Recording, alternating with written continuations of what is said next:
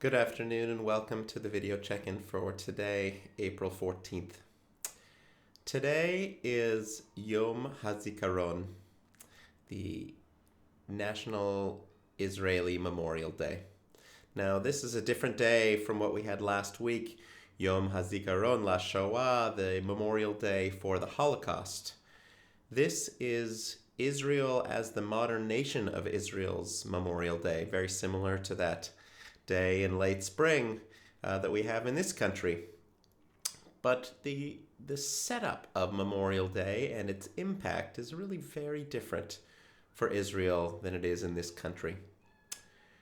I talked about this a little bit last week when I was talking about Yom HaShoah, but I'll be a little clearer in this time now. We are in the midst of the counting of the Omer. And again, this time of counting is not just to count these, sheaves of wheat, and not just to count the time between Passover and Shavuot, the giving of the Torah at Sinai, but rather to take account of our lives, of who we are, of how we behave, how we are as a community and as a people as well.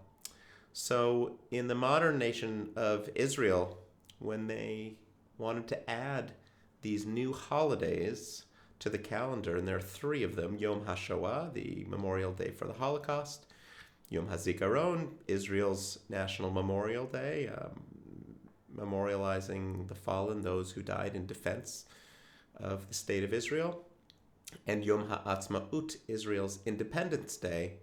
They looked to this time of the Omer between Passover and Shavuot.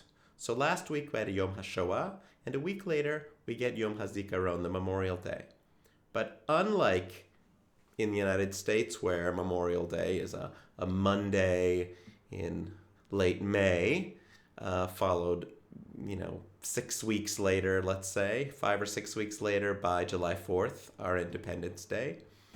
In Israel, Yom HaZikaron, the Memorial Day, and Yom HaAtzma'ut are immediately one following the other. So today is Yom HaZikaron, and tomorrow is Yom HaAtzma'ut, Israel's Independence Day. Now, this can cause some logistical issues if you're planning. Independence Day is a big deal in Israel, and people go in the parks and they barbecue. They have a lovely time. In fact, getting park space is prime Yom HaAtzma'ut real estate. So often, one of the drawbacks of this scheduling is that some part of Yom HaZikaron is spent, jockeying for position and preparing for Yom HaAtzma'ut, Independence Day. That is too bad, truly. However, what it also does, the good side and the powerful element of connecting these 2 days, is that when we think of those who died in defense of the State of Israel, we understand Yom HaAtzma'ut, Israel's independence, as a direct result of their heroic actions. So we memorialize the dead, those who died, and the following day, immediately, we celebrate Israel's independence and are so glad for what we have in the modern state of Israel. It also makes for kind of a unique way of maybe observing those 2 days. How can we memorialize in a way that understands the positive impact that those who fought and died for Israel had? So we memorialize, but at the same time, with extreme gratitude, look at the fruits of their efforts as well. One of the beautiful pieces of poetry that you would find under the Yom HaAtzma'ut section of our Mishkan Tefillah prayer book is a quote from Isaiah, and it's actually one of the earliest texts that I ever set to music when I began writing Jewish music 20 years ago approximately. And here is the text: Ma navu el heharim raglei mevaser mashmiya shalom mashmiya Yeshua. The prophet Isaiah says, "How welcome on the mountains are the footsteps of the messenger, announcing peace and proclaiming deliverance."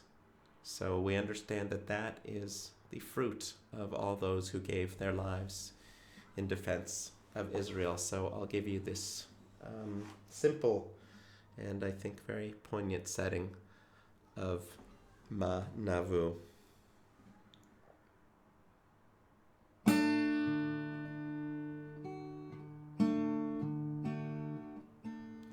Ma Navu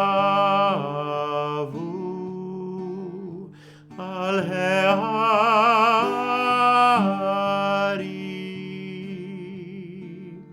V'yaglei HaMevaser